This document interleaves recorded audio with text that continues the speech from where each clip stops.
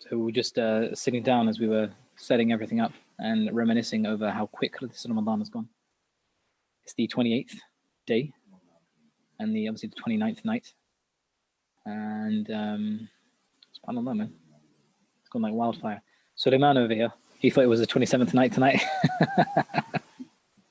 He was getting ready for Laylat al-Qadr. Allahu Akbar. Subhanallah. Inshallah, we benefited from the month, and hopefully we can take it forward with us, inshallah, in the days ahead. Bi'idhnillah.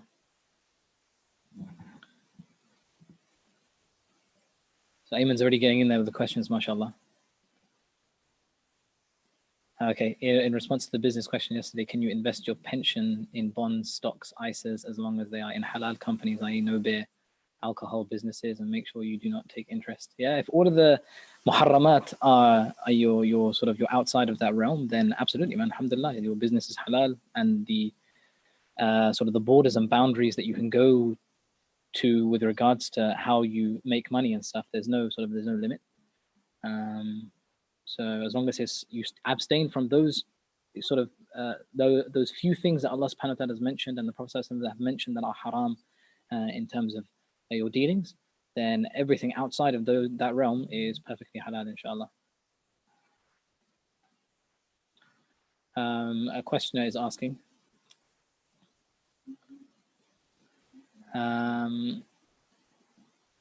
most Western, the ideology of Western relationships is haram, most of it anyway.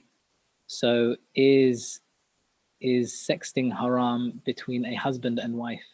If in the unlikely situation that is not haram, can they do it during Ramadan? That's it's a pretty raunchy question.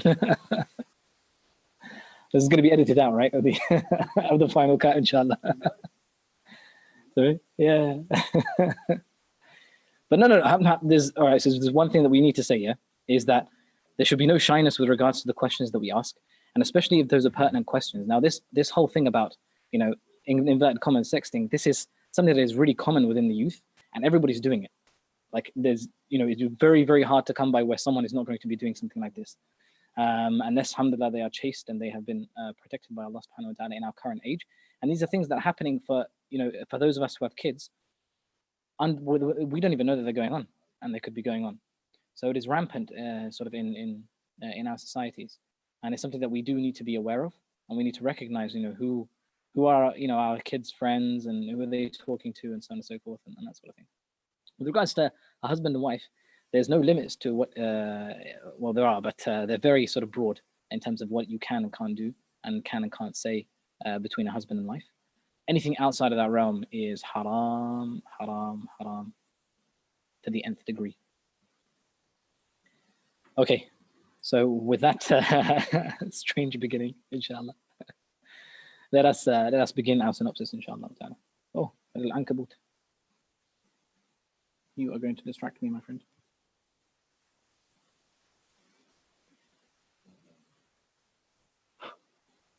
There's a little spider on the table there, sorry. I have to get rid of that. Okay. Let us begin, inshallah ta'ala. أعوذ بالله من الشيطان الرجيم بسم الله الرحمن الرحيم الحمد لله رب العالمين وأصلي وأسلم على من بعث رحمة للعالمين سيدنا محمد وعلى آله وصحبه أجمعين بعد. Assalamu alaikum wa rahmatullahi wa barakatuh, brothers and sisters, and welcome to part number 28 of our Quranic synopsis, where we go through the Quran juz by juz and try to cover as much as we possibly can, shedding light on the themes that are sort of mentioned in these parts and in the surahs that are mentioned in these parts.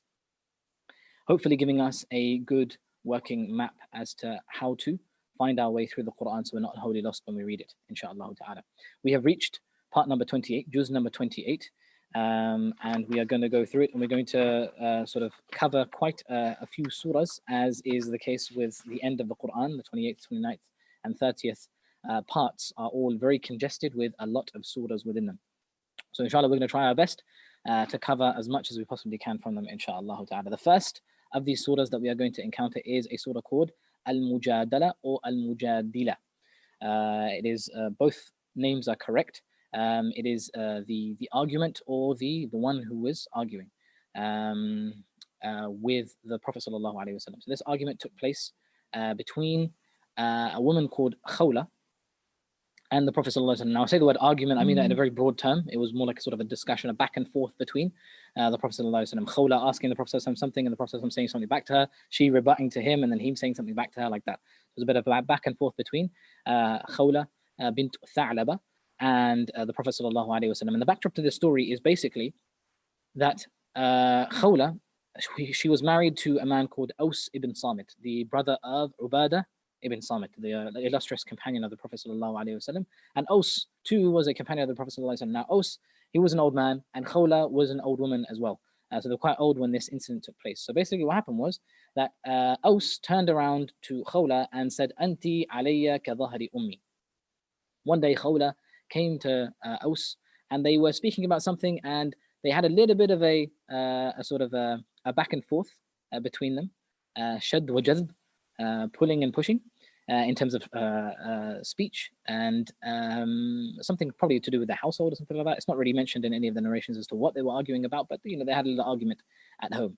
And Aus, he was old, and his tolerance levels had reached to a bare minimum, and he was very quick to snap. As you tend to get when you are sort of older, you don't tend to tolerate certain things that happen around you, and you're very much set in your ways.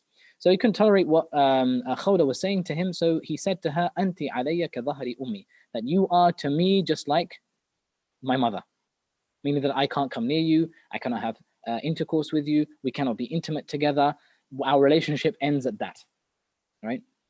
And this is what they used to do back in Jahiliyyah, where they would say that a man would say to his wife that you are to me like the back of my mother, so that she wouldn't be divorced per se, because he wouldn't have divorced her, but she wouldn't be his wife either, because she's like his mother now, and that's what he has pronounced towards her, and that is the relationship that he has set out for her. So she would neither be here nor would she be there, so she'll be somewhere in the middle, and she'll be oppressed like that.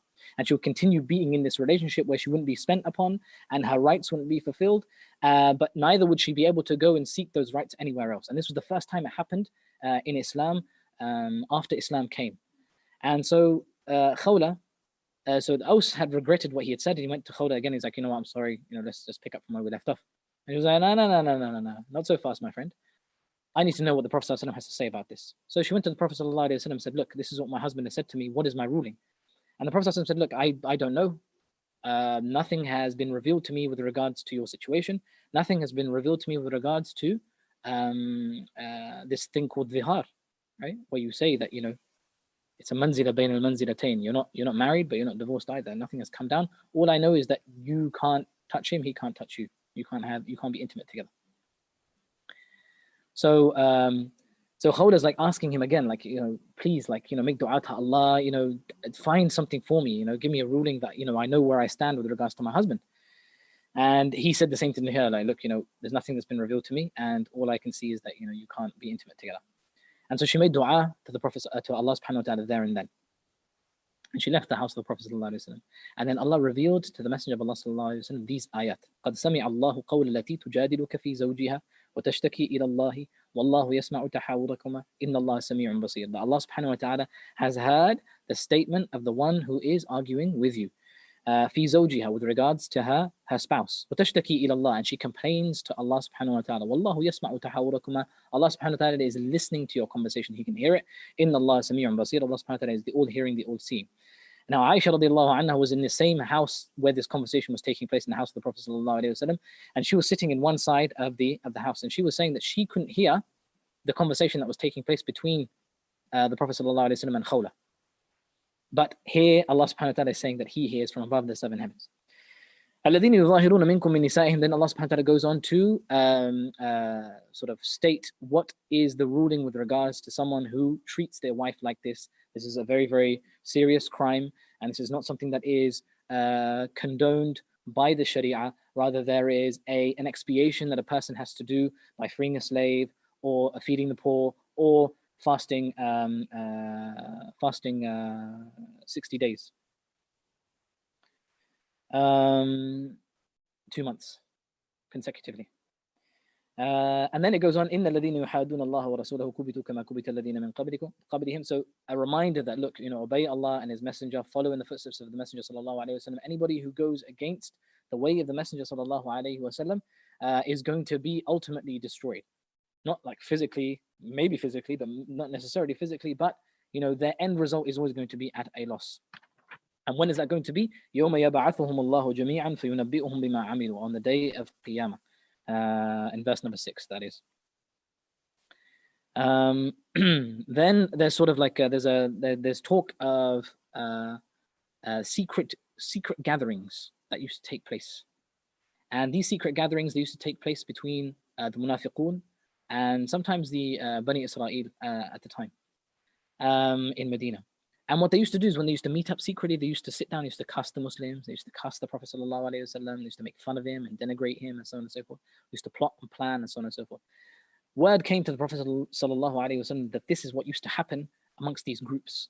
So the Prophet sallallahu alaihi wasallam, he forbade them from doing that, but they persisted thereafter.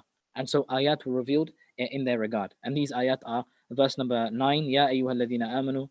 Sorry, ألم تر إلى الذين نهوا عن النجوى, verse number 8. ألم تر إلى الذين نهوا عن النجوى ثم يعودون لما نهوا عنه ويتناجون بالإثم والعدوان ومعصية الرسول وإذا جاءوك حيوك بما لم يحييك به الله.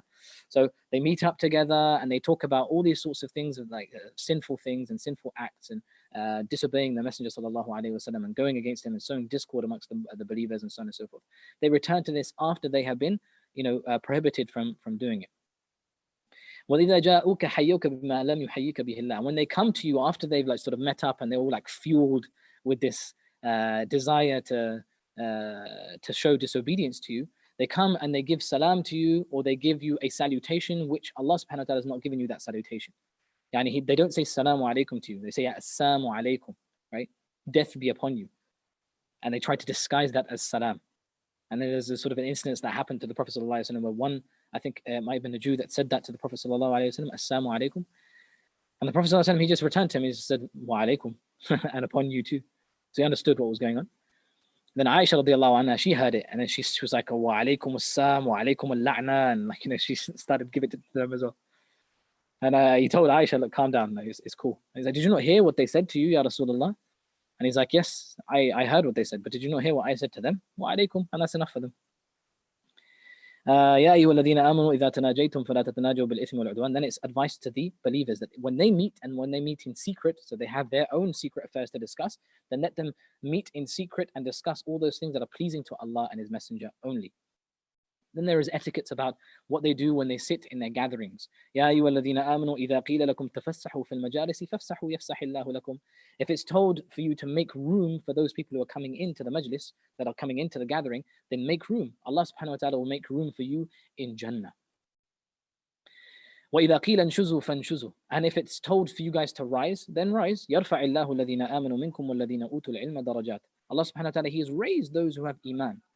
And He has raised those also who have been endowed with knowledge and understanding, those who recognize the etiquettes and how they are supposed to act in front of the Messenger sallallahu alaihi wasallam, how they are supposed to act when they are around their companions, and so on and so forth. These are etiquettes that need to be upheld. There was sort of times that went by in the life of the Messenger sallallahu alaihi wasallam where people were coming up to him and asking him unnecessary questions, like, where are my parents? Are they in Jannah or are they in Jahannam? Things like, what's going to happen tomorrow? Or what's in my pocket? And all these other like strange questions, because the Prophet is supposed to have known the ghaib, right? Okay, so tell me these things, just by way of entertainment and frivolous conversation. And so in order to stop this from happening, the Prophet sallallahu alaihi wasallam, ayat were revealed with regards to the Messenger. And the thing about the Prophet sallallahu is, right, ayat were revealed in his regard about certain things, like how to deal with him, what to do when you come to his house, you knock on the door and you wait for him to answer. You don't call out and raise your voice, and you don't call him by name, and so on and so forth.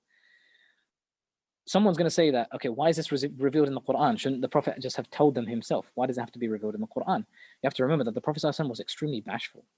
He was very he was a very honorable person. He was very noble. And he never wanted to put his companions out. And he never wanted to expose them. They might have been doing it just out of habit. And they may have been doing it because, they didn't know any better. And he didn't want to, make them feel bad as a result of him telling them, look, don't do this. Can you not do this to me, please? Get out of my face. Don't knock on my door. Do you know what I mean? And then they'll feel like hard done by, and they'll feel like hard put, and they'll feel like almost like the Prophet ﷺ doesn't like them and stuff. And he was extremely shy to do this as well. And so ayat had to have been revealed in order for the believers to recognize, okay, now I know how to deal with the Prophet ﷺ. Okay, these are the boundaries that I shouldn't cross, and I recognize that now. Okay, fine. Right, you know what I mean? So because they used to come up with him with all these questions, the Prophet ﷺ didn't have the heart to turn anybody away. And he didn't have the heart to tell anybody, look, these are stupid questions, stop asking me this. Ayat were revealed, telling them that, look, if you want to ask the Prophet ﷺ a question, then come and give sadaqah. Right? You have to give in charity before you ask the Messenger ﷺ. And then that was then abrogated because certain people wanted to ask the Messenger ﷺ and they couldn't afford to give charity. So, and they had legitimate questions to ask as well. So then it was a recommended act that, look, if you come to the Messenger ﷺ and you ask him, then it is recommended for you to give in charity before you do so. And this is verse number 12 and verse number 13. Then there is sort of a criticism of the hypocrites given from verse number 14 to verse number 21. Inshallah, we won't go into these here. Rather, we'll go into them in Surah Al-Munafiqun, which is going to come up later, inshallah, in the synopsis, where it goes into a lot more detail with regards to the very same things that are being mentioned here. And then there is the final verse, لا تجد قوم يؤمنون بالله واليوم الآخر يوادون من حاد الله ورسوله. You'll never find, right, a people that believe in Allah subhanahu wa ta'ala and in the last day, that they have an affinity and a proclivity to support and love and show affection to those who have shown animosity, enmity, and hatred towards Allah and His Messenger, even if those people that had done that were their fathers, were their children, were their brothers, or their families and tribesmen, right? The people from their own country and place of residence. And this was revealed with regards to Abu Ubaidah ibn Jarrah and the likes of Abu Bakr as-Siddiq and Mus'ab ibn Umayr. Abu Ubaidah, he killed his father on the Battle of Badr, right? They met in the Battle of Badr and Abu Ubaidah struck him down. On the Battle of Badr also, Mus'ab ibn Umayr killed his brother who opposed him, right, upon shirk. And the Abu Bakr as-Siddiq, one of his sons was actually in the ranks of the disbelievers in the Battle of Badr. And he came out and he called for his son. He said, come out and fight me. Right? And what Allah subhanahu wa ta'ala wants to sort of, paint the picture is that, look, our associations with each other are based on our iman.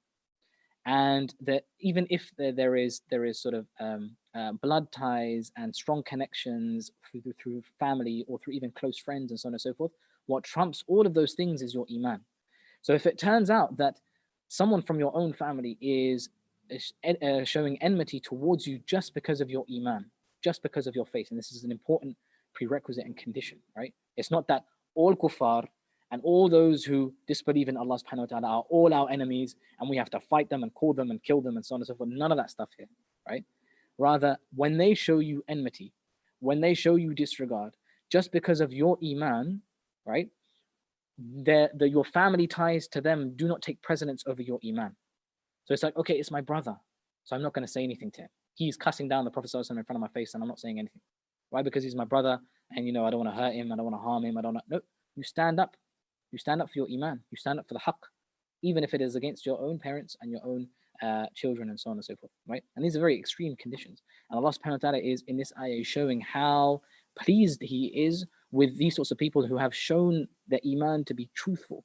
And this is the very, very sort of pinnacle of your iman, to be able to do this, to stand up against those things that you love the most and you cherish the most and you think that are the most dearest to you in your life.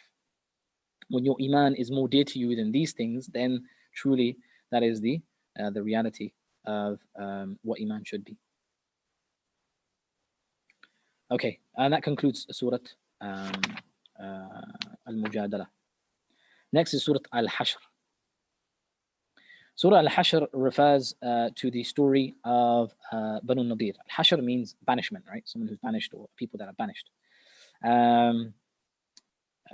So it refers to the event that took place with Bani Nadir. Bani Nadir were a Jewish tribe who conspired to kill the Messenger ﷺ in Medina. They were residents of Medina, of a small sort of quartet of Medina. And they conspired to kill the Prophet ﷺ. And so the Prophet ﷺ, he took arms against them. He laid their fortress siege. He laid siege to their fortress, and they ended up surrendering. And the Prophet ﷺ kicked them out of Medina, and they went to seek refuge in Khaybar. And later on, they fought against the Prophet ﷺ in the Battle of Ahzab.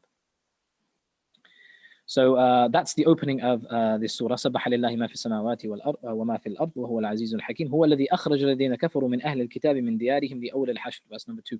That's the ayah that deals with regards to them. Now, in this battle, there was no fighting that took place, and when they left the fortress, the Jews, when they left their fortress, they left all of the spoils of war, basically, and this was done without any fighting. So the spoils of war with regards to what you do or how you distribute it when no fighting has taken place, that's documented here in verses number 5 to 8, I think, and where it goes and how you spend it. للفقراء المهاجرين الذين أخرجوا من ديارهم وأموالهم يبتغون فضلا من الله ورضوانا وينصرون الله ورسوله أولئك هم الصادقون والذين تبوأوا الدار والإيمان من قبلهم يحبون من هاجر إليهم. Okay, these two verses, verse number 8 and verse number 9. Verse number 8 is praising the muhajirun, those who migrated from Mecca to Medina for the sake of Allah subhanahu wa ta'ala. Verse number 9 is praising the Ansar who came and accepted the Muhajirun and gave them refuge and gave them a place to stay and so on and so forth. Parted with a lot of their wealth and in some instances even their women for them to marry and so on and so forth. So it was a real display of love and affection, a real display of brotherhood with regards to the Ansar and the Muhajirun. And they are praised heavily in these particular ayat. Then والذين جاءوا من بعدهم يقولون ربنا اغفر لنا ولإخواننا الذين سبقونا بالإيمان. Then it also accounts those who came after the Muhajirun and the Ansar. So this is an ayah number 10, is an ayah that is talking about a people who are not yet, don't even exist yet, right? They are those who came after the Muhajirun and the Ansar. And they say with regards to them, رَبَّنَا اغْفِرْ لَنَا وَلِإِخْوَانِنَا الَّذِينَ سَبَقُونَا بِالْإِيمَانِ. Right? Oh Allah, have mercy on us and on our brothers who preceded us in faith. وَلَا تَجْعَلْ فِي قُلُوبِنَا غِلًّا لِلَّذِينَ آمَنُوا. And do not put in our hearts any ill feeling towards those who have believed. رَبَّنَا إِنَّكَ رَؤُوفٌ رَحِيمٌ. Verily you are the most compassionate and the most merciful. SubhanAllah. What a dua. This should be our outlook with regards to the companions of the Messenger sallallahu alaihi wasallam. That these people are the ones who preceded us in Iman, and we have nothing but good to say with regards to them, and nothing but du'as for them. ألم تر إلى الذين نافقوا يقولون لإخوانهم الذين كفروا من أهل الكتاب لئن أخرجتم لنخرجن معكم. Then it's the account of the munafiqun in Medina who said to the Bani Nadir, if you are expelled from Medina, then we will come out with you and we will fight with you. And we will come to your aid when you need it. And if the decree is given to you that you have to leave Medina, then we will help you and assist you in that decree. But then Allah subhanahu wa ta'ala exposes them and says in verse number 12, لَإِنْ أُخْرِجُوا لَا يَخْرُجُونَ مَعَهُم. If they are banished and expelled from Medina, they are not going to leave with them. وَلَإِنْ قُوتِلُوا لَا يَنْصُرُونَهُم. And if Banu Nadir are fought, these people are not going to come to their aid. وَلَإِنْ نَصَرُوهُمْ لَيُوَلُّنَّ الْأَدْبَارِ. And even if they came to their aid, in the heat of the moment, they will turn their backs and run away. So literally sort of exposing the cowardice that is the hypocrites and the hypocritic mentality, that they're only looking out for their own gain. لَأَنْتُمْ أَشَدُّ رَهْبَةً فِي صُدُورِهِمْ مِنَ اللَّهِ. Because, why is that? Because they fear you guys more than they fear Allah. That's what it comes down to. They have more fear of the Muslims than they have fear of Allah. If they feared Allah, that would guide them to the haqq, and that would guide them to do what is right by them and what is right by society as a whole. But they don't fear Allah, so they do that which is only in their best interests. لا يقاتلونكم جميعا إلا في قرى محصنة أو من وراء جدر.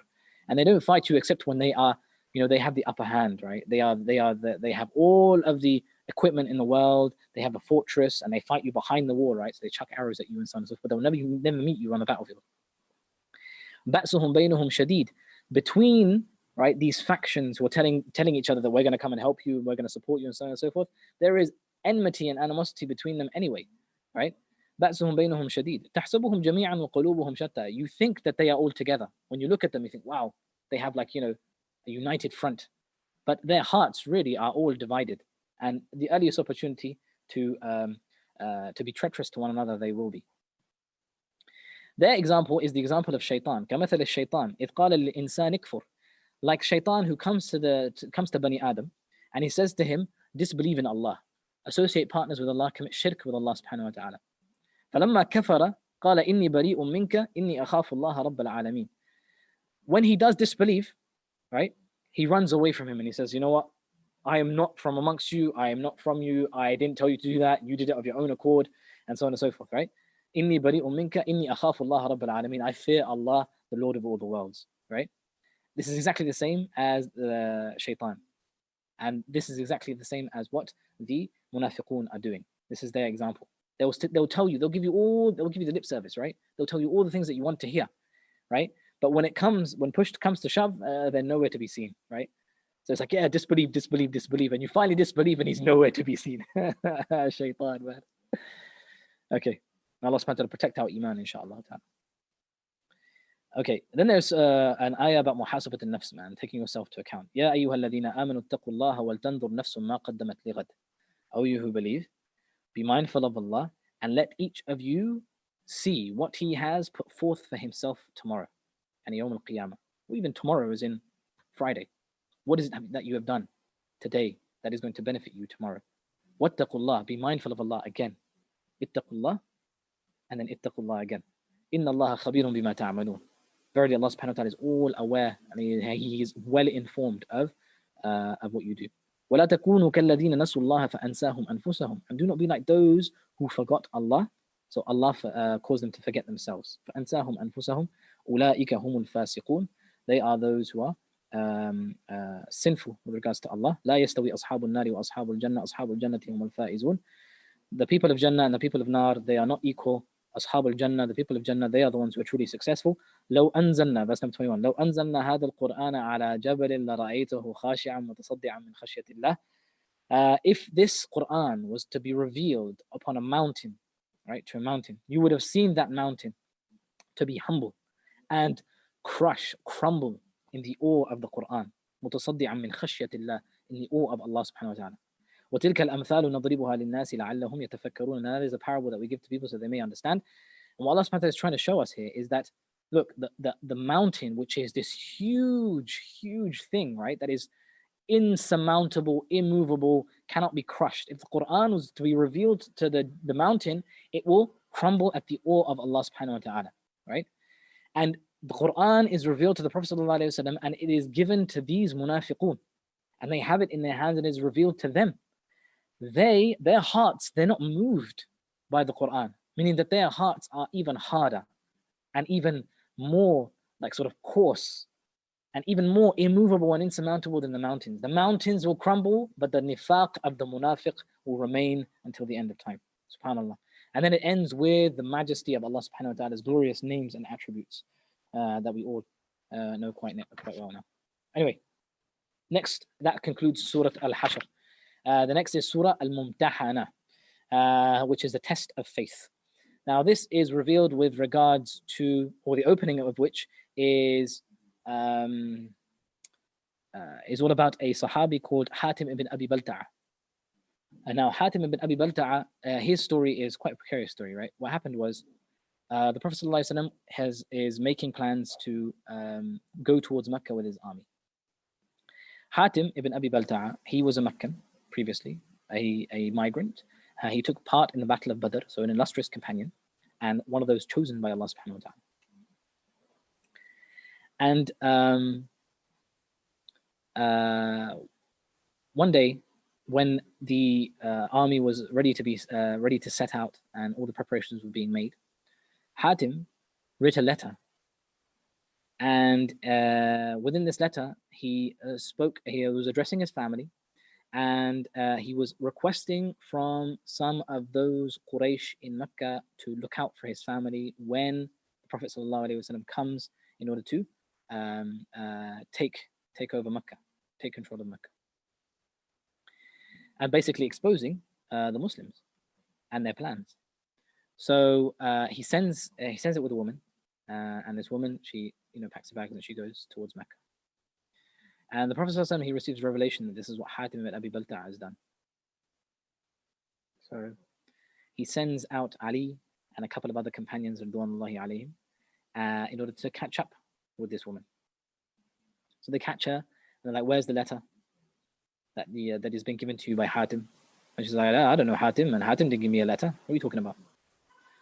And I look, you have to give us this letter.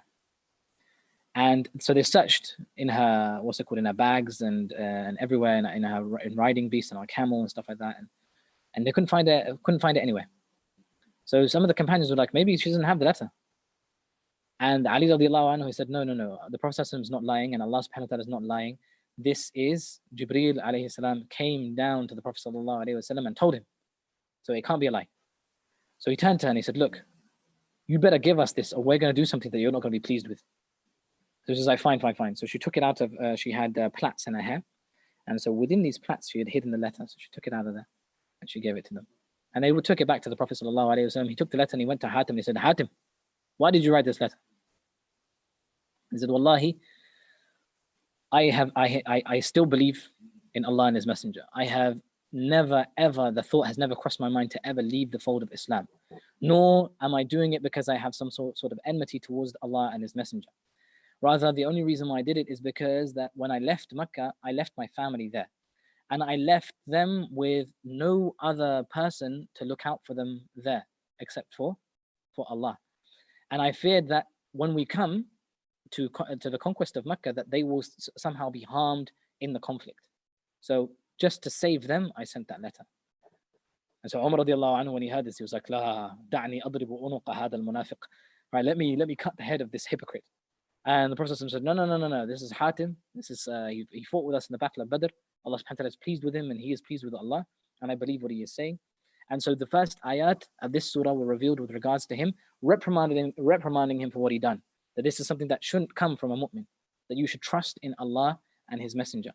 And you shouldn't think that Allah is not looking out for your family. And that your family and your possessions and your wealth, they're not the most important things in life. You're the most important thing in life, and what takes precedence over that is your iman in your heart. That is the most important thing, right? So never ever get your priorities mixed up. So that's the first couple of ayat revealed with regards to him. Then there is the situation of Ibrahim alayhi salam. قَدْ كَانَتْ لَكُمْ أُسْوَةٌ حَسَنَةٌ فِي إِبْرَاهِيمَ وَالَّذِينَ مَعَهُ. So Allah subhanahu wa ta'ala, He talks about Ibrahim alayhi salam and how he was with his people, his family, his uncle, right? They all opposed him. And yet Ibrahim alayhi salam, he still stood firm in his iman, and his iman was more beloved to him than his own family. And he called out that, look, there's enmity between me and you, so long as you guys don't believe in Allah subhanahu wa ta'ala in the last day, right? That is, if that's how it's going to be, that's how it's going to be. Now that doesn't mean that we have enmity towards everybody around us. That just means that when someone has that enmity between you and him, then if that's going to be there, then that's going to be there until that person changes, until that person comes back, right? Until that person changes his way or recognizes that what you're upon is actually nothing bad. That is why after this, Allah subhanahu wa ta'ala, He talks about how those people who may be your enemies today may become your friends tomorrow. Just be patient with them, right? Don't like befriend them, and don't sort of reveal to them your secrets and stuff, and how you're conducting your affairs and so on and so forth.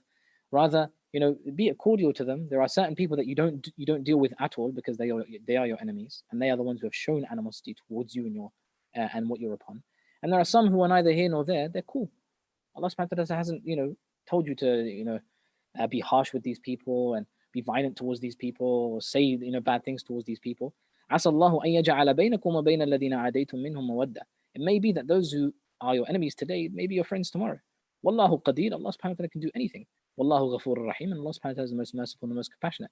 لا ينهاكم الله عن الذين لم يقاتلوكم في الدين ولم يخرجوكم من دياركم أن تبروهم وتقسطوا إليهم. Those people who haven't fought against you, nor with regards to your deen, and only your deen, man, subhanAllah. And they haven't forced you out of your homes. Those people who haven't been adverse towards you, then there is no harm in you being righteous towards them and being just towards them. أَن تَبَرُّوهُمْ وَتُقْسِطُوا إِلَيْهِمْ إِنَّ اللَّهَ يُحِبُّ الْمُقْسِطِينَ. Rather, Allah subhanahu wa ta'ala loves those who are just. So Do not ever make the mistake of painting everybody with the same brush in the same color and saying they are all the same and we need to treat everybody in the same way. No, we are human beings and we are complex creations of Allah subhanahu wa ta'ala. And our relationships are always like that. They're always complex. So with that complexity, we have to approach it with nuance and we have to approach it with understanding. And every circumstance has a way of approaching it. Not everything is the same way. Kuffar, oh, you guys are all this way. No. That's not the way it is. إنما ينهاكم الله عن الذين قاتلوكم في الدين. Rather, Allah subhanahu wa ta'ala, He is prohibiting you from having this guardianship and this close sort of friendship to the point where it's sort of like you guys are coming to each other's aid with those who have shown to Allah and His Messenger this animosity and this hatred. To these people, you know, there cannot be a trust in terms of iman between them, right? But everybody else, fine, no problem, all good. Then there is the ayat that are revealed, which this surah takes its inspiration from in terms of the name of the surah, which is Mumtahana, which was basically those women who migrated after the Treaty of Hudaybiyah. And if anybody remembers, the Treaty of Hudaybiyah was that anybody who believed after this treaty was signed and they wanted to migrate to the Messenger sallallahu alaihi wasallam, the Messenger sallallahu alaihi wasallam had to send them back, except women. Women were an exception to this rule. But those who did migrate and want to come to the Messenger sallallahu alaihi wasallam, the Messenger sallallahu alaihi wasallam had to put them to the test and ask them a series of questions with regards to their iman in order to establish whether they were true believers or whether they were just people that were coming over for the ride. And that is roughly the subject matter of Surah Mumtahana. A very sort of instructive surah and very detailed. No justice was given to it, unfortunately, but inshallah, in your own times, have a read through it and ponder it based on what we've said, inshallah ta'ala. Then next is Surah As-Saf, the ranks in the army, right? Opens up with, similarly how previous surahs had opened up with the tasbihat, سَبَّحَ لِلَّهِ مَا فِي السَّمَاوَاتِ وَمَا فِي الْأَرْضِ وَهُوَ الْعَزِيزُ الْحَكِيمُ. And then it sort of jumps to an interesting instruction from Allah to the believers. يَا أَيُّهَا الَّذِينَ آمَنُوا لِمَ تَقُولُونَ مَا لَا تَفْعَلُونَ. Verse number 2. Why is it that you say, O you who believe, who have iman in their hearts, why is it that you say that which you do not do? كَبُرَ مَقْتًا عِنْدَ اللَّهِ أَن تَقُولُوا مَا لَا تَفْعَلُونَ. Do not see that it is a grave act. It is huge in the sight of Allah subhanahu wa ta'ala that you say that which you don't do, right? Obviously, this is pertaining to nifaq, right, and the characteristics of hypocrisy that people had. But also, it's referring to something that is a little bit lighter than, you know, pure hypocrisy. And what it was that the believers, some of the believers, turned to the Prophet sallallahu alaihi wasallam and they used to say to him that, look, tell us, Ya Rasulullah, what is the best actions that we can possibly do, and we will do them. We will do it. Hands down, no questions asked. When the time comes, we're going to do it. And so, you know, it was all about, you know, jihad fi sabilillah, struggling in the way of Allah subhanahu wa ta'ala, whether that be on the battlefield or whether that be elsewhere. But on the day of Uhud, you know, they turned their backs. And so it was revealed, you say, you know, the best action, whatever you prescribe for us is the best action, we're going to do it.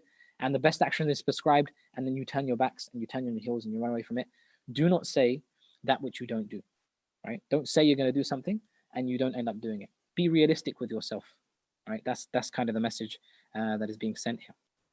Also, do not be hypocritical by saying something that you're going to be a certain way, and then you're not that certain, then you're not that way that you said you would be. إِنَّ اللَّهَ يُحِبُّ الَّذِينَ يُقَاتِلُونَ فِي سَبِيلِهِ صَفًّا كَأَنَّهُمْ بُنْيَانٌ مَرْصُوصٌ. Then it's like, you know, Allah loves those who fight in ranks. يُقَاتِلُونَ فِي سَبِيلِهِ صَفًّا كَأَنَّهُ بُنْيَانٌ مَرْصُوصٌ. As if it's an impenetrable building, right? A building that stands up tall. Then is the account of Musa and Isa alayhi salam. That look, you know, this is Musa fulfilling, you know, what he said. He said something, that he would do something, and he did it. Isa alayhi salam the same way. And they came with things. One of the things that Isa alayhi salam came with was that he came with a prophecy that the Prophet sallallahu alaihi wasallam is going to be sent, right? يأتي من بعد اسمه أحمد, right? That's in the Torah. لما بين يدي من التوراة ومبشرا برسول يأتي من بعد اسمه أحمد.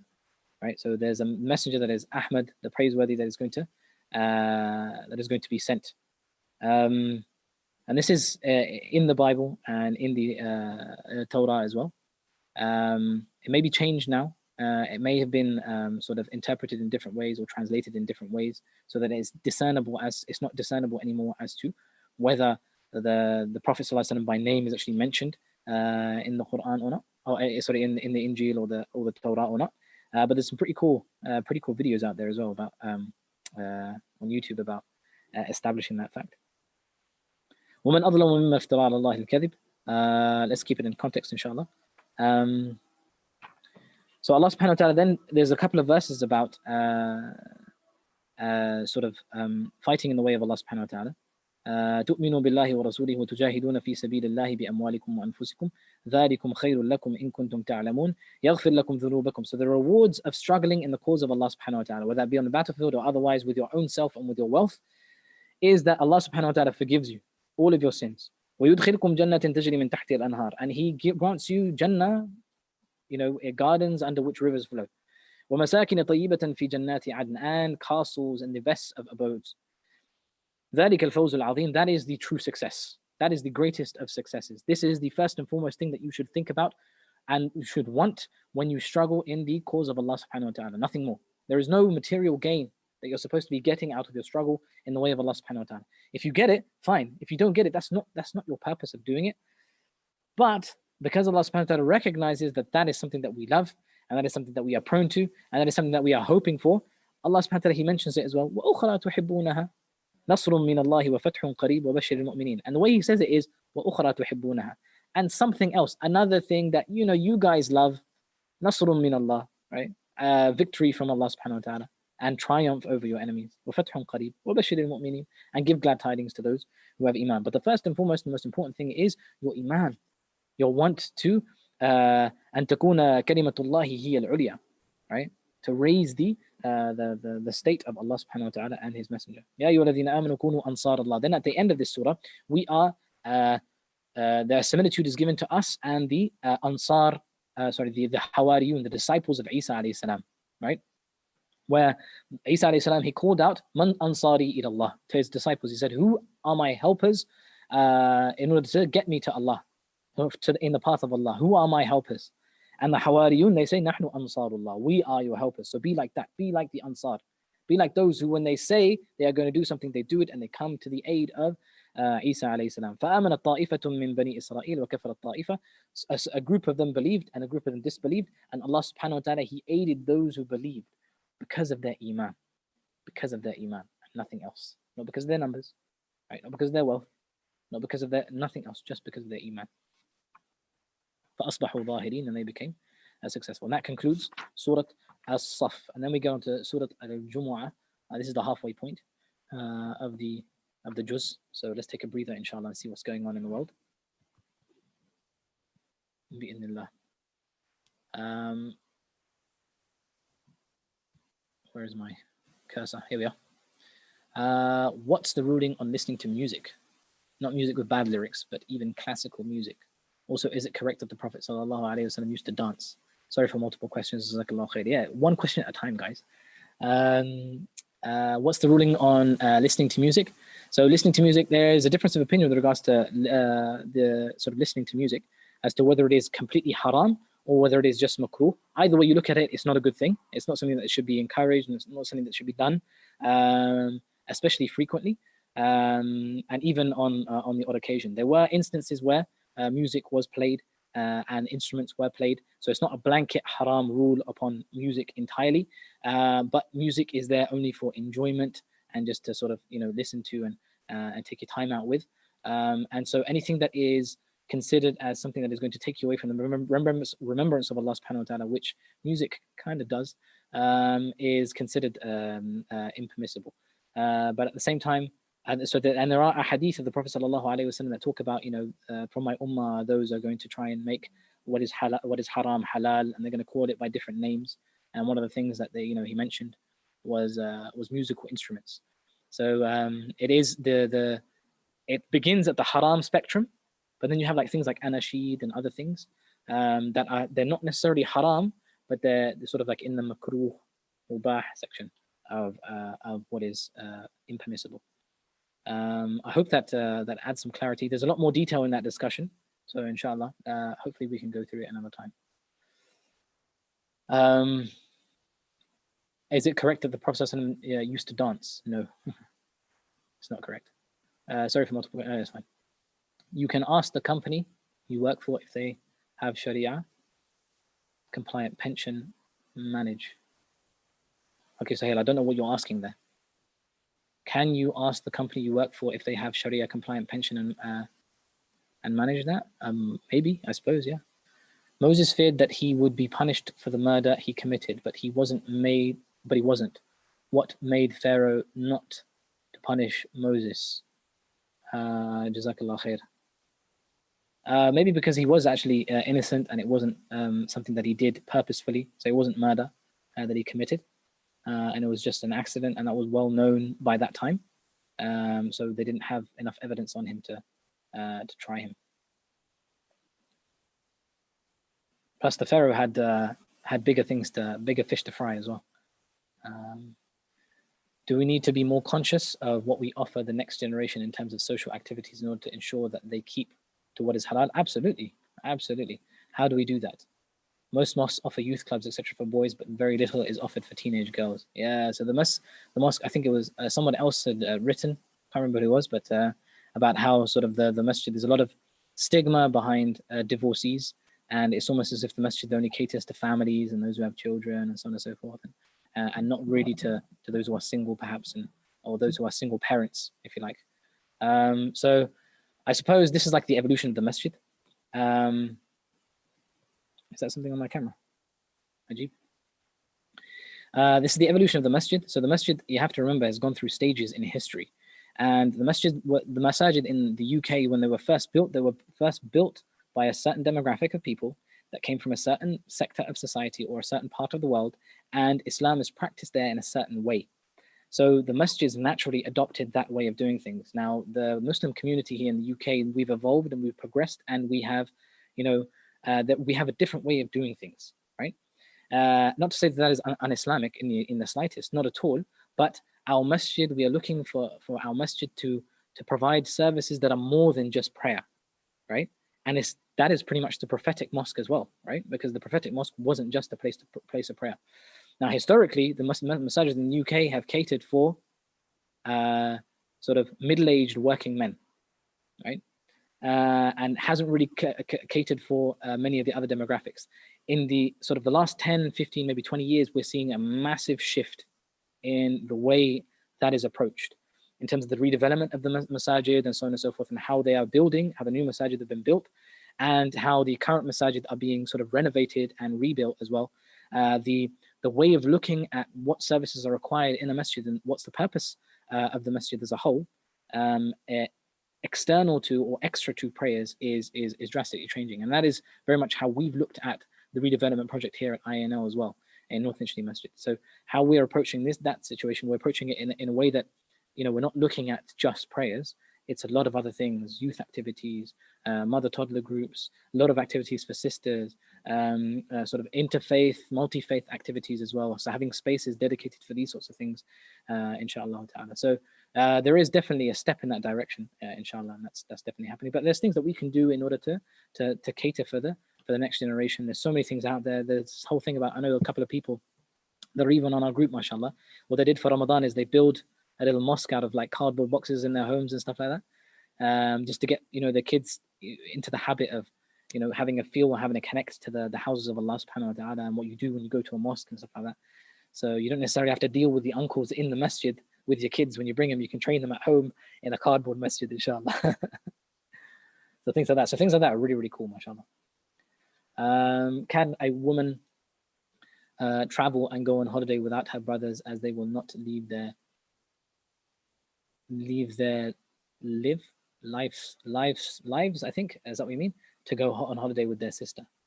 Okay, so this is like the whole thing about, can a woman travel alone without a mahram and so on and so forth. So if she can't, she has to have a mahram with her. If she travels in a group, for example, with a group of women, then that may be deemed as permissible.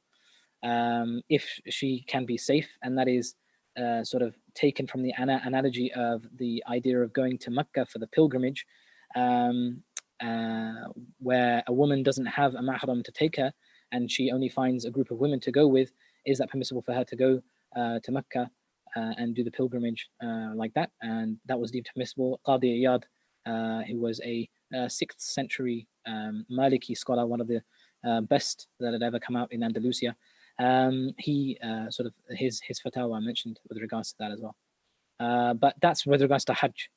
Now you have to remember, like, traveling, the fuqaha and the salaf, they used to look at it in a different way to the way we look at it, right?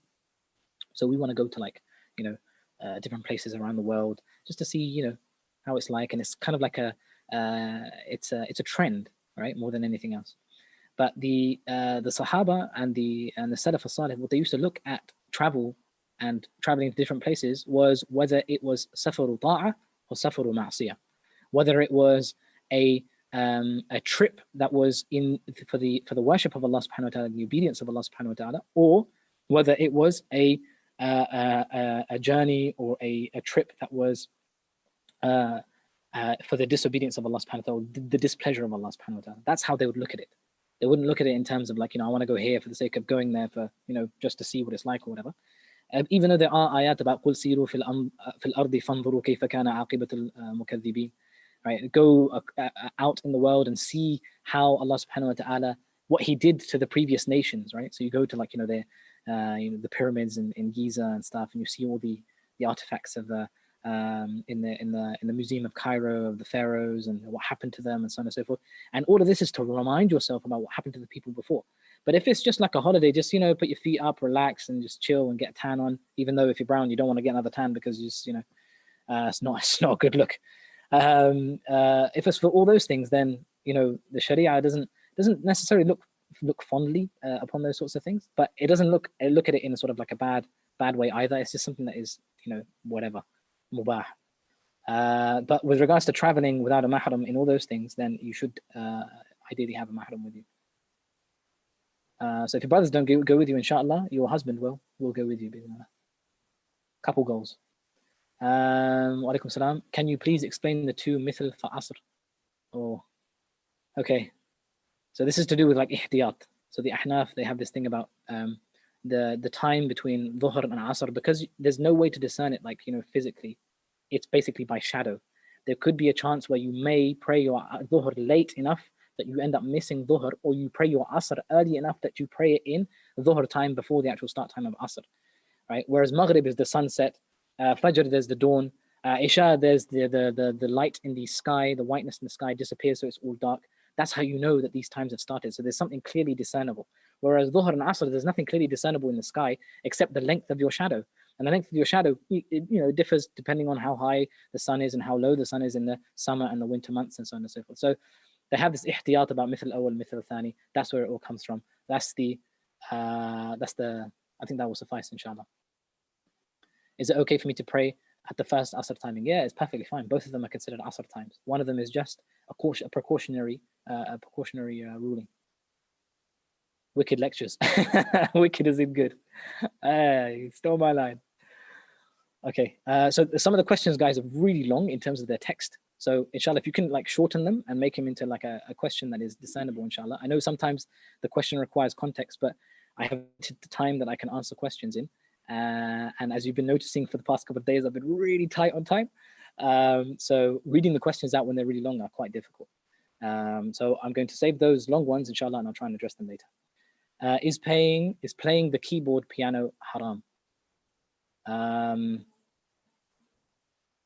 don't know, man. Say it's makruh, potentially haram. Depends what it's for, man. What are you playing it for? All right, you gotta have a reason. You gotta have a maqsad. Is it just to relax for a little bit? Okay, cool. Is it to take up as a profession and you're gonna do this like to entertain others and entertain the masses and stuff like that? No. Many people request to recite the Qur'an when someone has passed away. I'm guessing this isn't part of the sunnah to recite the Qur'an at someone's death. Is this okay, or does this count as a bid'ah? Yeah, I think we mentioned this about reciting Qur'an, Isal al-Sawab and stuff like that before. Trading online is halal or haram? When buying stock, oil, gas. So yeah, so I'm not the most well versed with regards to stocks and shares. So I'm not the best person to ask with regards to those things. Those are intricate and require someone who fas'al bihi khabira. Ask someone who knows these sorts of things really well.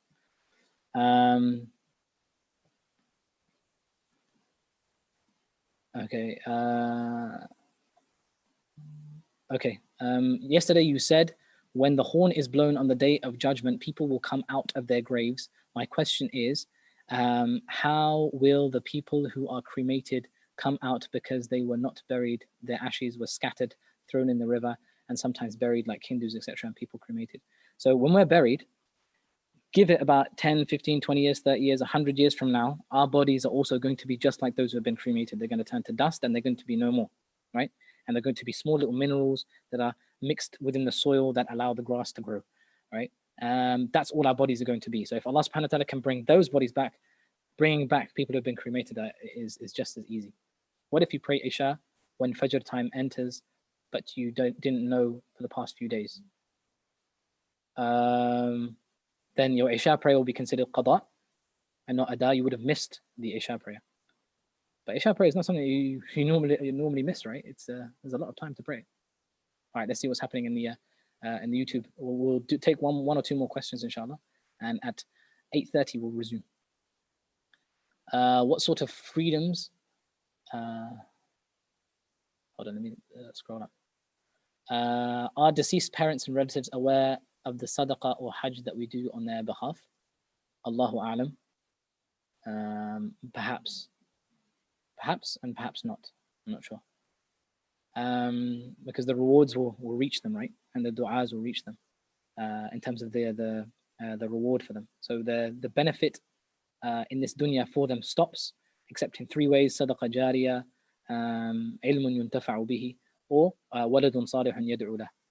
So that benefit that that they get through the du'a, that may possibly reach them, but I don't know.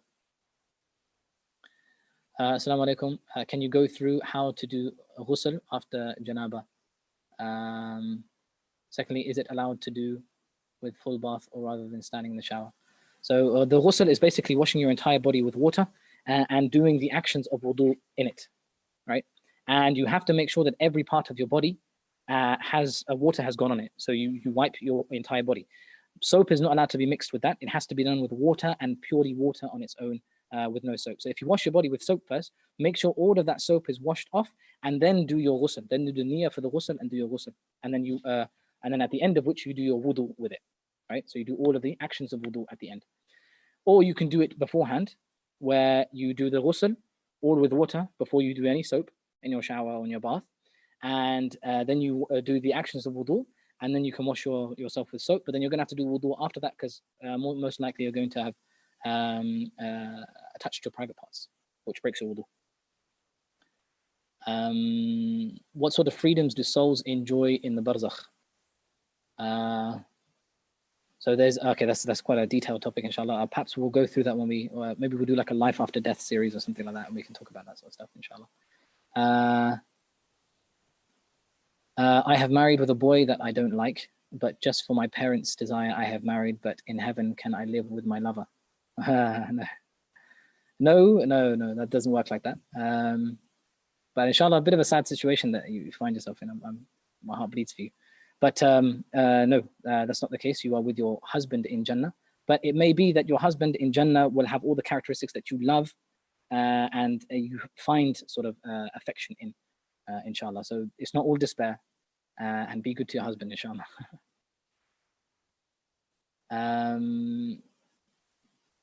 Are we allowed to donate our organs after we pass away? Noreen's in the house. How you doing, Noreen? Yes, but there's a lot more detail to that, right? A lot more detail. And there's a lot of conditions as well, and a lot of prerequisites. So it has to be discussed in a lot more detail, inshallah. Wa alaikum salam, Ozzy. Oh, and there's no question there. How to know if you have sihr, evil eye, or Allah is testing you? Most likely it's a test. That's your first and foremost inclination. I know we have a habit of like, as soon as something bad happens to us, it's like, oh, nazar lagya. It's not nazar. It's probably not ayn. First and foremost, it's a test of Allah subhanahu wa ta'ala. And that's how you should view all things. And how to protect against sihr. Ayat al-Kursi, Surah al-Ikhlas, the Mu'awwadatain, Qul a'udhu bi rabbil falaq, Qul a'udhu bin nas. Those sorts of things, recite that morning and evening, inshallah ta'ala. Okay, so let's go back to our synopsis, inshallah. There's a few more questions, but we'll deal with them later. بإذن الله تعالى. Surah Al-Jumu'ah is next, the Friday congregational prayer. Surah Al-Jumu'ah is a pretty awesome surah. It begins with sort of dictating and listing the sort of the occupation and the purpose of the Messenger sallallahu alaihi wasallam, what he has been sent to do, right? So the first ayah, يُسَبِّحُ لِلَّهِ مَا فِي السَّمَاوَاتِ وَمَا فِي الْأَرْضِ الْمَلِكِ الْقُدُّوسِ الْعَزِيزِ الْحَكِيمِ, right? Then in the second ayah, هُوَ الَّذِي بَعَثَ فِي الْأُمِّيِّينَ رَسُولًا. He is sent to the unlettered people, the uneducated people, those people who can't read and write, aka the Arabs, the pagan Arabs. رَسُولًا مِنْهُمْ, a messenger from their own selves. يَتْلُو عَلَيْهِمْ آيَاتِهِ. That's the first thing that he does. Recites to them the signs of Allah subhanahu wa ta'ala. Makes them know. Educates them with regards to the signs of Allah subhanahu wa ta'ala. آيَاتِهِ. وَيُزَكِّيهِمْ. And he purifies them. That's the second thing. He purifies them through tazkiyat al-nafs, educating them with regards to Allah subhanahu wa ta'ala, showing them how to hold themselves to account, their own accountabilities before they are held accountable in front of Allah subhanahu wa ta'ala. Doing right and knowing that Allah subhanahu wa ta'ala can see you at all times and He knows and He is aware of everything that you are doing. And when you know that and you're going to be held accountable for Him, then you will do good, inshallah, and so on and so forth. وَيُزَكِّيهِمْ, and he purifies them through the ayat of Allah subhanahu wa ta'ala. وَيُعَلِّمُهُمُ الْكِتَابَ, and He teaches them the book, the scripture. He teaches them what is halal and what is haram. He gives them that authority to know what they are supposed to do and what they are not supposed to do. وَالْحِكْمَةِ, and wisdom, right? وَإِن كَانُوا مِن قَبْلُ لَفِي ضَلَالٍ مُبِينٍ. And even though that they were before this a misguided and astray people. وَآخَرِينَ مِنْهُمْ لَمَّا يَلْحَقُوا بِهِمْ وَهُوَ الْعَزِيزُ الْحَكِيمُ. And there is a group of people that haven't yet met them. وَآخَرِينَ لَمَّا يَلْحَقُوا بِهِمْ وَهُوَ الْعَزِيزُ الْحَكِيمُ. And there's another group of people, and he means us, right? The Prophet ﷺ, he once said to his companions that I miss my brothers. اشتقت لإخواني, right? I miss my brothers. I wish to see I long to see my brothers. So the Sahaba ridwanullahi alayhim, they turned to the Prophet ﷺ and said, Ya Rasulullah, awalasna ikhwanak? Are we not your brothers? So he says to them, Bal antum ashabi. Rather, no, you are my companions. But my brothers are those who will believe in me even though they haven't seen me. SubhanAllah. And that is what is meant by this ayah number 3. وَآخَرِينَ مِنْهُمْ لَمَّا يَلْحَقُوا بِهِمْ. Then there is, Allah subhanahu wa ta'ala expounds upon the status of the Jews in particular. مَثَلَ الَّذِينَ حُمِّلُوا التَّوْرَةِ. Those people who were given the responsibility of carrying the message of the Torah, ثُمَّ لَمْ يَحْمِلُوهَا, and then they didn't carry it. They didn't fulfill their responsibility. كَمَثَلِ الْحِمَارِ يَحْمِلُ أَسْفَارًا. They are like a donkey that just carries with it asfar, pages. No benefit whatsoever. There's halal and haram and all sorts. They turn their blind eye to all of these commandments. They turned a blind eye to everything that was revealed to them, all the guidance, all of the tazkiyah, all of the purifications that were revealed in the Torah, turned a blind eye to them. And their situation is the situation of a donkey that just carries pages on its back, an unnecessary burden and load to carry. بئس مثل القوم الذين كذبوا بآيات الله والله لا يهدي القوم الظالمين قل يا أيها الذين هادوا إن زعمتم أنكم أولياء لله من دون الناس فتمنوا الموت إن كنتم صادقين. So then there is a call to the Jews that إن زعمتم أنكم أولياء لله. If you truly claim that you are guardians of Allah subhanahu wa ta'ala and guardians of Allah's message, then hope and wish for death. And what that means is not like, kill yourselves. Rather, what that means is get ready for the hereafter, right? Be prepared for Yawm al-Qiyamah. And I don't know how true this is, right? But it is claimed, and many of the ulama, they say this, and perhaps some of you guys can have a look at this, inshallah, and look at it in a little bit more depth, inshallah, and get back to me as well. That the concepts of the akhirah, especially when it comes to judgment and Jahannam, these have been heavily diluted in previous scriptures, right? The Torah and the Injil. And this concept of what's going to happen after you die and the accountability of all of the things that you've done in this world is heavily diluted, if not taken out entirely, right? And that is why Allah subhanahu wa ta'ala says, وَلَا يَتَمَنَّوْنَهُ أَبَدًا بِمَا قَدَّمَتْ أَيْدِيهِمْ وَاللَّهُ عَلِيمٌ بِالظَّالِمِينَ قُلْ إِنَّ الْمَوْتَ الَّذِي تَفِرُّونَ مِنْهُ. Say to those that say that this death that you are all running away from, that you're turning your backs from, تَفِرُّونَ مِنْهُ, you're running away from. فإنه ملاقيكم. So for verily it is coming to you.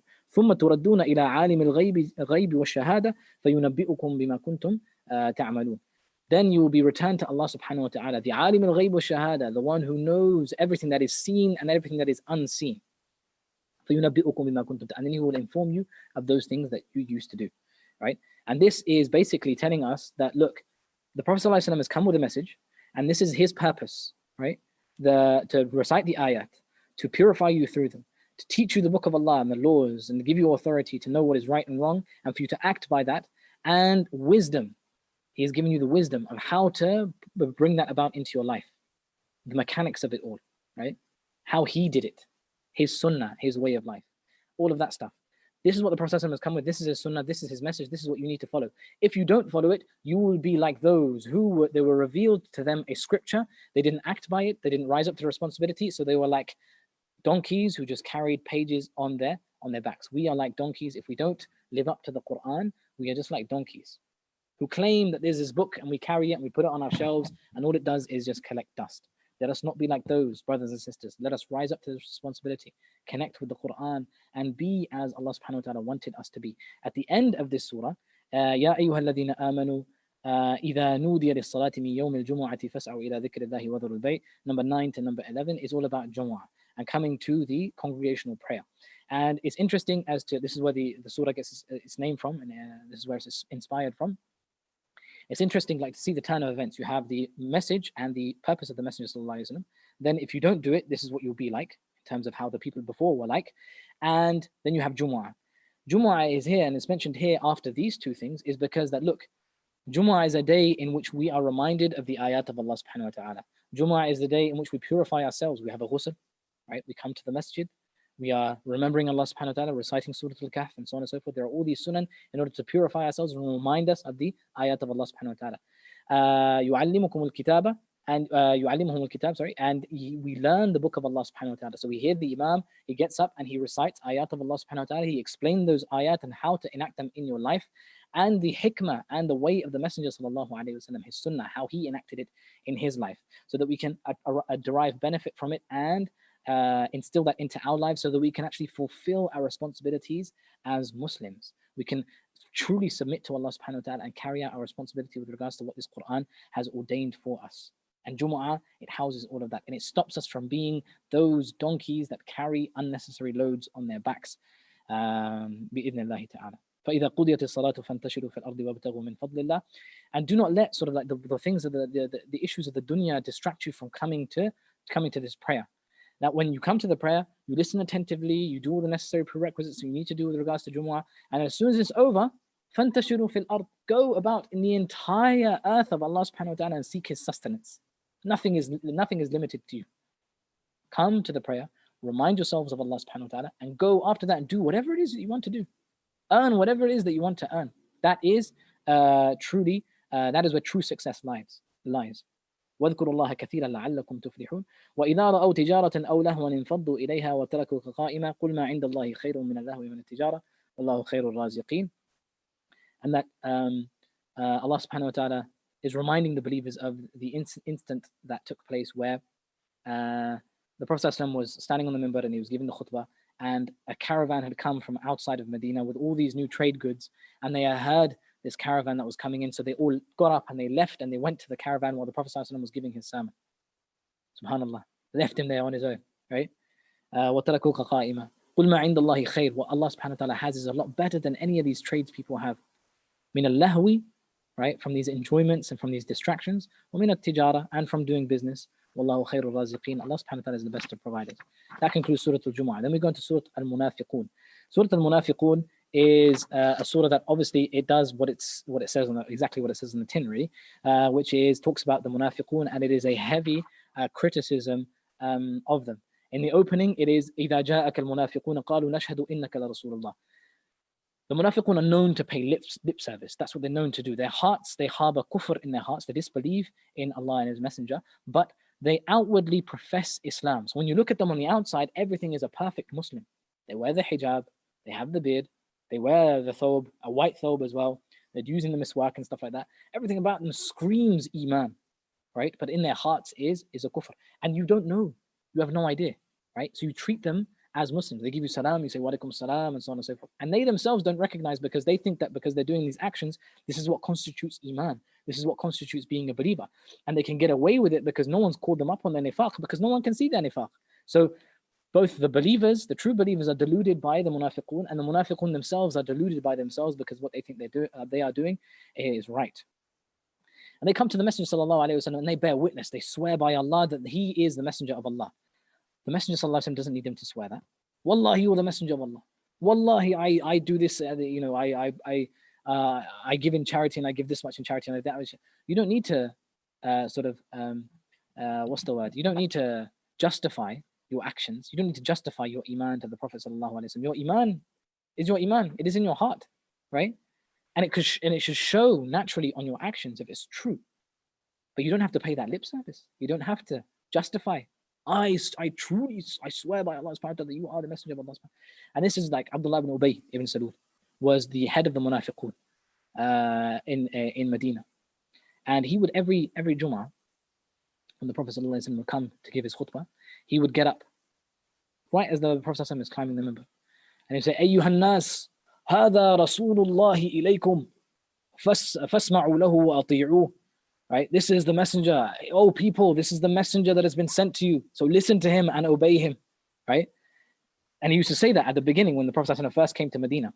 Then after the Battle of Uhud, when he did what he did and he said what he said, and لَنُخْرِجَنَّ الْعَزَّ مِنْهَا الْأَذَلَّ, which is going to come up in this surah, I think. Yeah, it is. It's coming up here. Inshallah. Right? And he says what he says, and it is known after that this guy's munafiq, man. He would do that after as well. So he would come and say, Ayyuhan nas, hada Rasulullahi ilaykum.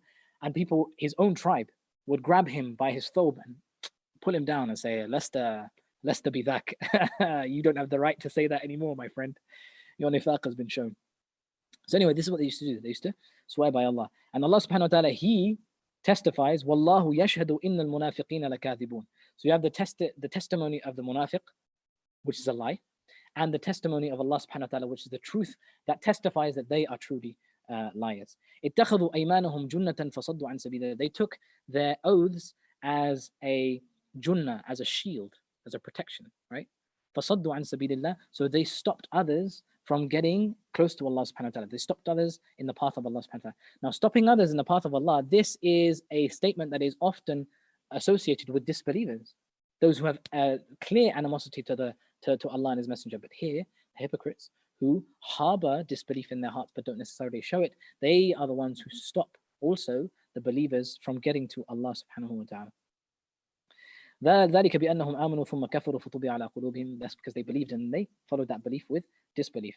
وإذا رأيتهم تعجبك أجسامهم. But when you see them, you see, mashallah, this brother, oh, mashallah, what a beautiful brother this guy is and this guy looks like, mashallah. Everything about him screams iman, right? وَإِن يَقُولُوا تَسْمَعْ لِقَوْلِهِمْ. And he's talking to the Prophet ﷺ here. When they speak, you listen to them. And this was from the good manners of the Prophet ﷺ. He didn't treat people like, oh, you're a munafiq, I ain't talking to you, get out of my face. Rather, everybody, like, if you didn't show outwardly any animosity and stuff, you were treated as you were expected to be treated. And the Prophet ﷺ, he was good towards them. He would listen to them when they spoke to him and stuff like that. And they only did that just so that they can get sort of like political purchase with the other Muslims, right? So that they say, oh my God, this person, he speaks to the Prophet ﷺ and he speaks to him a lot. So he must be really close to the Messenger ﷺ, he must be really righteous and stuff like that, right? Getting kudos points like that. But كأنهم خشب مسندة. They are like a plank of wood that is leaning on something, right? مسندة. تسند إذا أسندت شيئا, like you make something lean on something else, right? That's the plank of wood. The reason why they're described like this is because a plank of wood, right? You see it as something that is hard, right? You can make things out of it. It can be a stick to whack with and stuff like that. All these sorts of things, right? You can do with a stick pretty good.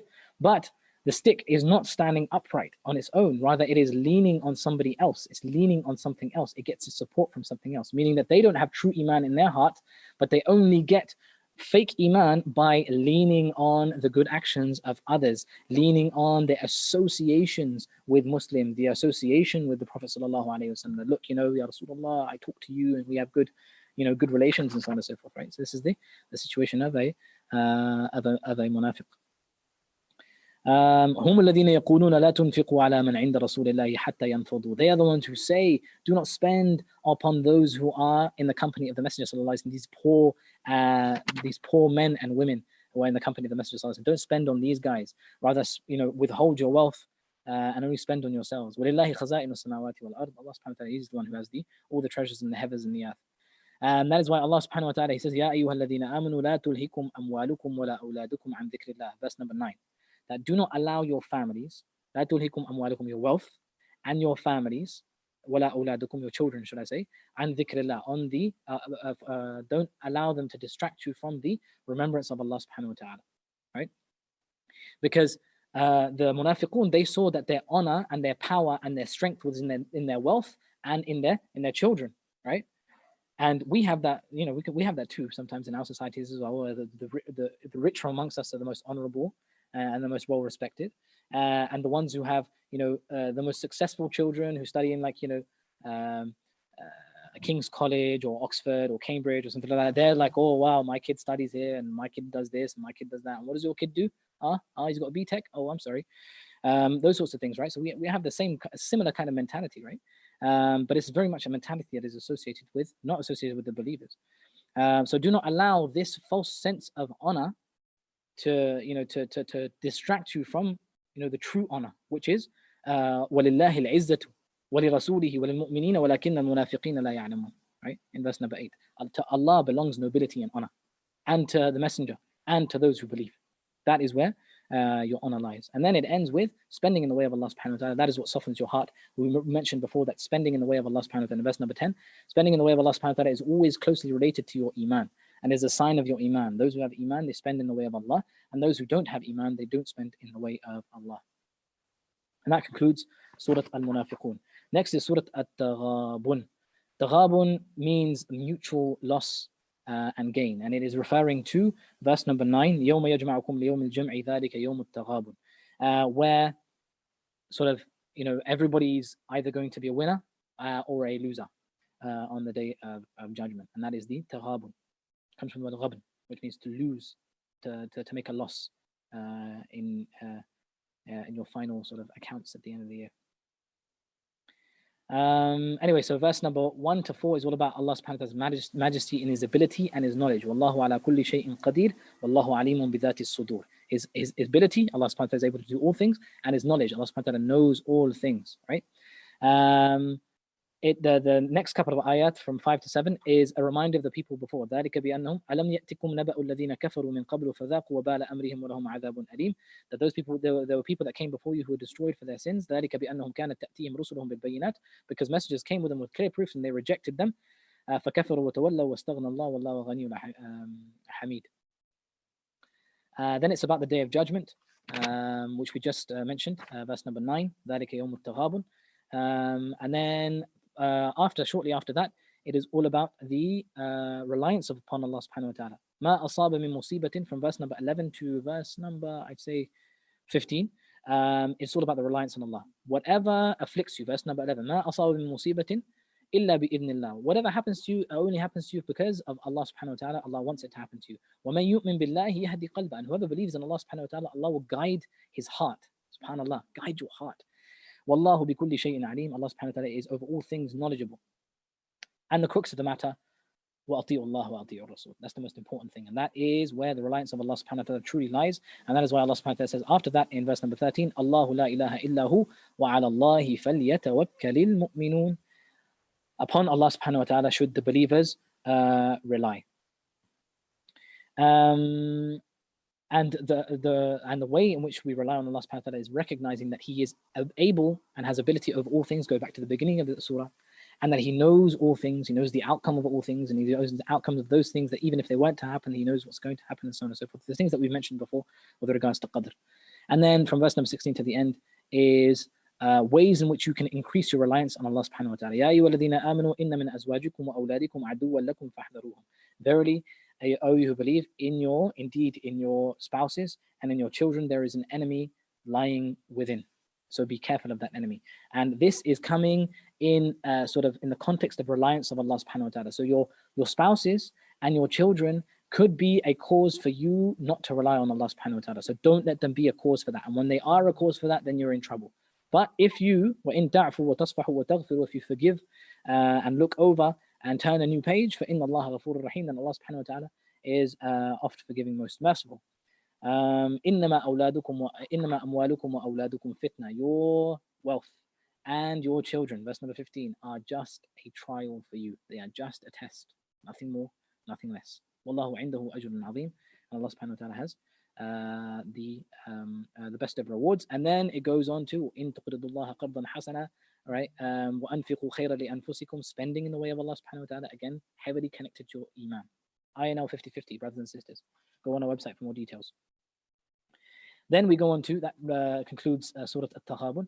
And then we have Surah At-Talaq, which pretty much documents all of the things that are related to At-Talaq in various ways, with regards to what happens if you give talaq while a person is pregnant, while a woman is pregnant, what happens when you give talaq when a person is on her, when a woman is on her menses, how you should deal with talaq once a woman has given birth, and sort of the breastfeeding period after that. What are the rules and regulations with regards to all of these things? All of this is like, Allah subhanahu wa ta'ala is constantly mentioning yusr, right? Ease. Allah subhanahu wa ta'ala wants ease for you guys, ma'roof, honor, and respect, and these sorts of things, right? Either stay with them with respect and honor, or leave them with respect and honor. It's all good, right? All of those things. Like divorce is it's a big stigma, right? And divorce is not a bad thing in Islam. Anyway, so it documents those things. And then we get to Surah At-Tahrim. What time is 59? Oh, it's 53. So I'd like to leave a little bit of time for everybody to make some dua. But I think we could fit in Tahrim, right? It's going to be very, very short though, inshallah. So Tahrim is a story. Ya ayyuhan nabiyyu, it starts with Ya ayyuhan nabiyyu lima tuharrimu ma ahalla Allahu lak. It's a bit long. Tahrim is, so the backdrop of this story is that, or these ayat, is that the Prophet ﷺ, he made certain things that were halal to consume haram for him, right? And it said it was honey, it said it was something else, some other type of food stuff or whatever. But he made it haram for him because one of his wives didn't like it. So he said that, fine, I'm not going to have it. If it's going to make you happy, I won't consume that, and that'll be haram for me, right? Or the opposite, that he consumed something. He may have consumed something and his other wives didn't like. One of his wives loved it and the other wives didn't like it. Anyway, something went on with regards to what the Prophet ﷺ was consuming, and he said, with regards to that thing that he was supposed to consume, that he's not going to consume it anymore. And then a couple of his other wives wanted to say that what the Prophet ﷺ is doing isn't good, and let's try and show that it's not good, right? So they sort of concocted a plan, and Allah subhanahu wa ta'ala made it known to the Prophet ﷺ what that plan was. So he went to his wives that had concocted that plan and said, look, I know what you guys are doing. I know what you guys are up to, right? And they're like, oh, who told you about this? And it's like, nabba'ani al-alim al-khabir. That verily the all-knowing and the most aware of all things told me about this. Anyway, the moral of the story, instead of going into all these details, the moral of the story is it's all about having a peaceful home for the Messenger sallallahu alaihi wasallam. That look, here is the Messenger sallallahu alaihi wasallam. He's going overboard in order to cater for his wives and make sure that his wives are living comfortably, and even those things that are considered halal for the Prophet sallallahu alaihi wasallam, he's willing to abstain from those things in order just to make them happy. But what this is going to do is, if the Prophet sallallahu alaihi wasallam makes something haram on himself, his followers and his believers are also going to make that thing haram for them. So he is going to unnecessarily and unduly make his life a lot harder just to please and appease his wives, right? And this was a message to his wives that, look, you guys have to support the Messenger sallallahu alaihi wasallam in what he's doing, and you have an integral role to play. And the decisions that you make have an effect, either in a positive way or in an adverse way, on the work of the Messenger sallallahu alaihi wasallam and the message of the Messenger sallallahu alaihi wasallam, right? So it's all about that. And it's all about sort of keeping secrets, not telling each other, not revealing those secrets of your spouse to anybody outside of your home, and so on and so forth. And really making it a conducive environment. Now, I'm not talking about like sort of the wife has to be subservient to the husband all the time, and even if he's, he's not pulling his weight and he's not, fulfilling his responsibilities, I somehow have to be, as a wife to him, subservient and always listening to him and keeping his secrets and not, protesting and saying anything. We're talking about those husbands that go the extra mile, that actually do what's right by their wives. These people, they require their wives' support. Just as they're supporting their wives by doing things and going the extra mile, their wives should also go the extra mile with regards to them. As for the person who's not going the extra mile with his wife and is not fulfilling his responsibilities, that is a different discussion, and that's not what is being discussed here. So anyway, there's talk of, look, if Allah subhanahu wa ta'ala wants, he could do away with you guys as wives of the Prophet ﷺ and bring people, other people who are going to be, righteous, pious, submissive to Allah subhanahu wa ta'ala, believing in Allah subhanahu wa ta'ala, devout to his cause, worshipping, fasting, praying, all of these things, right? Whether they be previously married or whether they be virgins, all good, Allah subhanahu wa ta'ala can replace you. This place that you guys have is an honor. To be married to a good person is an honor. Whether you be a man or a woman, to have a good wife, to have a good husband, that's an honor. You have to uphold and live up to that honor and respect it and treat it properly. As soon as you mistreat that honor, you're in a very bad way.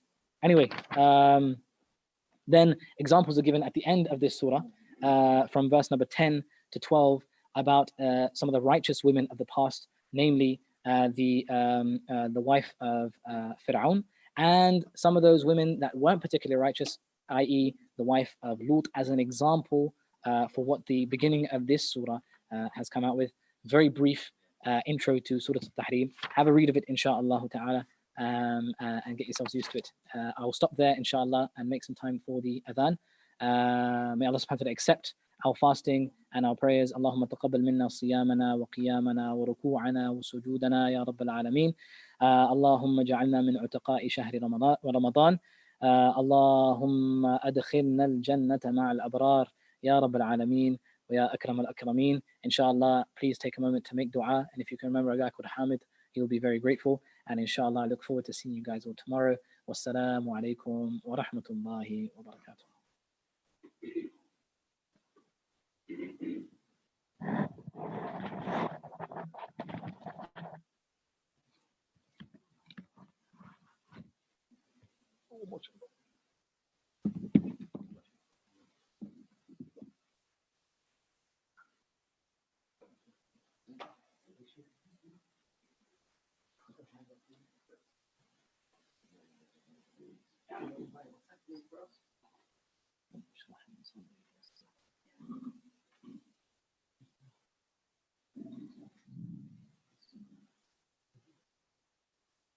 Allahu Akbar, Allahu Akbar,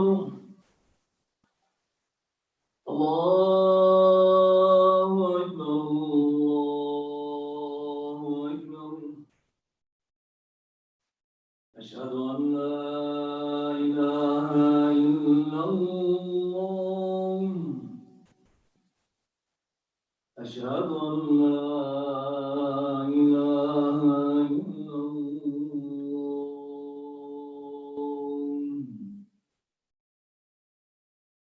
أشهد أن محمدا رسول الله.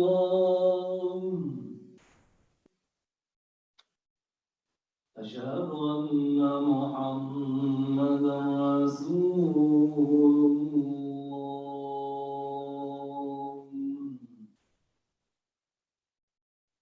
حي على الصلاة.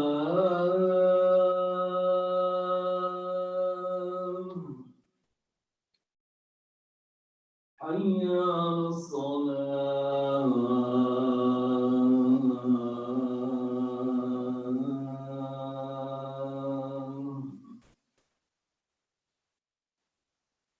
حي على الفلاح.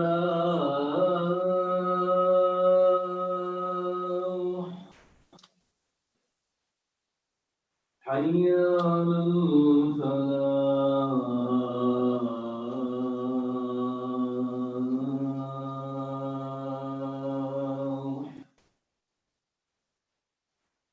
الله أكبر الله